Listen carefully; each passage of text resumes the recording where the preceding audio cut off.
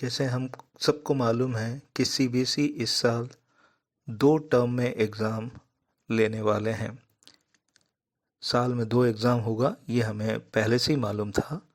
आज सीबीएसई ने अपने सर्कुलर में ये साफ कर दिया है कि ओएमआर शीट का उपयोग किस तरीके से हमें करना है।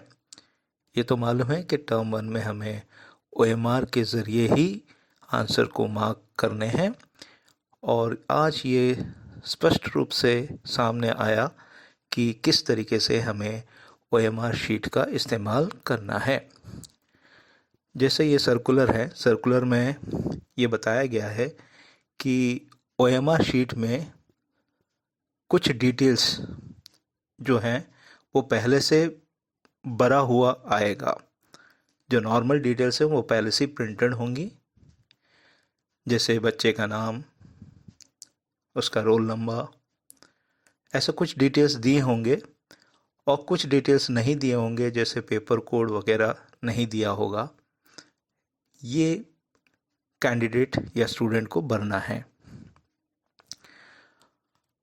और भरने के बाद लास्ट में एक कंफर्मेशन कॉलम है जिसमें बच्चा पढ़ के ये बोलेगा, ये कहे, अगर उसको लगता है कि सारी चीज़ें सही दी हुई हैं तो उसको वो कंफर्म करेगा अपने सिग्नेचर के द्वारा। और ये स्पष्ट किया गया है कि ओएमआर शीट में हमें ब्लैक या ब्लू बॉल पेन का ही इस्तेमाल करना है। जेल पेन का इस्तेमाल कतई नहीं करना। हमें सिर्फ बॉल, ब्लू या ब्लैक पेन को ही इस्तेमाल करना है, और पेंसिल का इस्तेमाल तो नहीं करना हमें।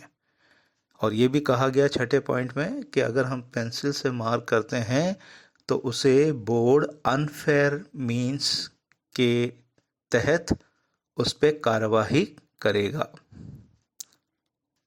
तो हमें पेंसिल का इस्तेमाल तो नहीं करना है। अब आते हैं कि ओएमआर किस तरीके से होगा और उस पे हमें किस तरीके से मार्किंग करना है, ये हम देखें। सीबीएसई ने जो ओएमआर का सैंपल दिया है वो भी मैं अभी बाद में बताऊंगा। सैंपल जो बताया है वो दिखाऊंगा मैं। उस सैंपल में 60 क्वेश्चन के ऑप्शंस दिए गए हैं, यानी हम 60 क्वेश्चन तक मार्क कर सकते हैं। पर कोई ज़रूरी नहीं है कि हर सब्जेक्ट में 60 क्वेश्चन ही होंगे, किसी में कम होगा, किसी में ज़्यादा होगा। तो इसका मतलब है हमारे क्वेश्चन पेपर में जितना प्रश्न होगा उतना ही हमें मार्क करना है। अगर हम ज़्यादा मार्क किए हैं तो वो गलत कर दिया जाएगा, उस पर मार्किंग नहीं दी जाएगी। ये बिल्कुल स्पष्ट है। और मार्क कैसे करने हैं, जैसे ओएमआर शीट अगर हम देखें तो ये जैसे दिख रहा है आपके स्क्रीन में ओएमआर शीट, जैसे हर प्रश्न में 4 ऑप्शन दिए हैं, 4 सर्कल दिए हुए हैं, हर प्रश्न के 4 सर्कल दिए हुए हैं, ए बी सी डी। इनमें से जो सही है उसे हमें शेड करना है। उसमें हमें क्या करना है, पेन से उस गोले को भरना है, उस पेन से उस गोले को भरना है, या तो ब्लू पेन या ब्लैक पेन के ज़रिए उस गोले को हमें भरना है। अब जैसे मान लेते हैं बी आंसर हमारा राइट है, तो पहले हम बी को शेड करेंगे। शेड करने के बाद जब हम कंफर्म हो जाते हैं कि भाई ये बिल्कुल सही है, बी है आंसर और बिल्कुल सही आंसर है ना, तो फिर क्या करना है, हमें बाजू में एक बॉक्स दिया हुआ है, एस्ट्रिक सिंबल के साथ एक बॉक्स दिया हुआ है। उस बॉक्स में उस ऑप्शन को लिखना है हमें, यानी बी लिखना है। इसका मतलब ये है कि हमें यहाँ पे मार्क भी करना है और बॉक्स के अंदर हमें उसे लिखना भी है। अगर ए ऑप्शन सही है तो ए लिखेंगे, बी है तो बी लिखेंगे। जो आपने मार्क किया अगर आपको लगता है कि वो सही है, जैसे बी मार्क किया आपको लगता है वो सही है, तो बी लिखेंगे। तो ये तो है पहला ऑप्शन। ठीक है, ये तो आपने कर दिया। अब दूसरा ऑप्शन ये हो सकता है, जैसे आपने बी तो मार्क कर दिया है ना, बी शेड कर दिया है। शेड करने के बाद अगर आपको लगता है अरे ये तो गलत है, बी के जगह तो ए आना चाहिए था, तो आप क्या कर सकते हैं, जो बॉक्स है उसमें आप ए लिख दीजिए।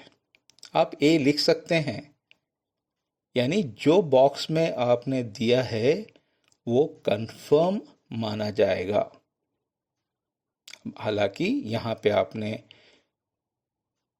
बी लिखा है ना, और बी को शेड किया है, और फिर आपको लगता है ए, तो आप उस बॉक्स में ए लिख दीजिए और ए ही आपका सही आंसर होगा। यानी बॉक्स में जो दिया गया है उसे फाइनल मान के उस पर मार्किंग दी जाएगी। ये है दूसरा ऑप्शन। और तीसरा ऑप्शन ये है कि आप बिल्कुल 100% कॉन्फिडेंट है कि बी आंसर है, आपने बी मार्क कर लिया, और मार्क करने के बाद भी आपको बॉक्स में बी लिखना है। ऐसा नहीं कि आपने शेड कर दिया बी को और कंफर्म हो गए कि बिल्कुल सही है और बॉक्स को खाली छोड़ दिया। अगर आपने बॉक्स को खाली छोड़ा है तो इसका मतलब है वो नॉट अटेम्प्टेड, यानी बच्चे ने अटेम्प्ट नहीं किया माना जाएगा और उसमें कोई भी मार्किंग नहीं होगी। तो कृपया करके ये ध्यान दें, जो बॉक्स में जो है वहाँ पे लिखना ज़रूरी है, जो आप लिखेंगे वो फाइनल माना जाएगा। ये है एक ऑप्शन। और अगला ऑप्शन है, जैसे आपने देखा होगा कुछ सेट में कुछ प्रश्न होते हैं और उसमें से कुछ कम अटेम्प्ट करने होते हैं, यानी चॉइस होते हैं। अब मान लीजिए यहाँ पे किसी प्रश्न में चॉइस आपको आ रहा है, आप नहीं करना चाह रहे हैं, उसको अटेम्प्ट नहीं करना चाह रहे हैं, तो आप क्या करोगे, जो ए बी सी डी को खाली छोड़ोगे, ठीक है, और बॉक्स को भी खाली छोड़ोगे, और जो लास्ट में बॉक्स के बाद एक कॉलम दिया होगा उस गोले को आपको शेड करना है।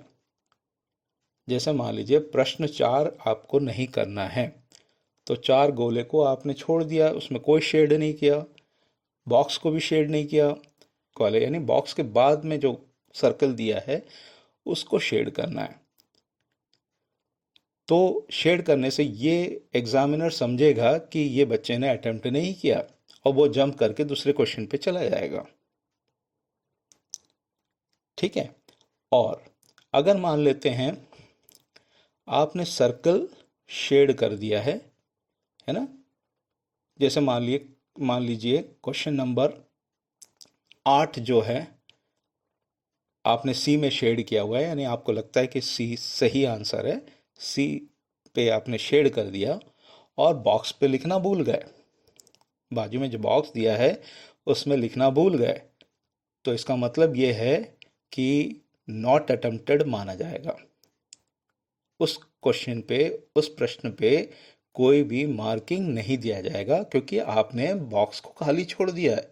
हालांकि आपने अंदर सर्कल पे शेड किया है और वो सही भी आंसर हो सकता है, मगर क्योंकि आपने बॉक्स में उसको नहीं दर्शाया, उसको लिखा नहीं, खाली छोड़ दिया, इसलिए उसको वैल्यू नहीं किया जाएगा, उस पर मार्किंग नहीं दी जाएगी, उसको नॉट अटेम्प्टेड माना जाएगा।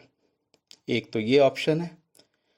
और दूसरा ऑप्शन क्या हो सकता है कि आपने शेड बिल्कुल नहीं किया, बिल्कुल चारों कॉलम को शेड नहीं किया, है ना, और फिर ब्लॉक में यानी बॉक्स में आपने लिख दिया जो सही आंसर है, आपको लगता है ए है सही आंसर, आपने बॉक्स में ए लिख दिया।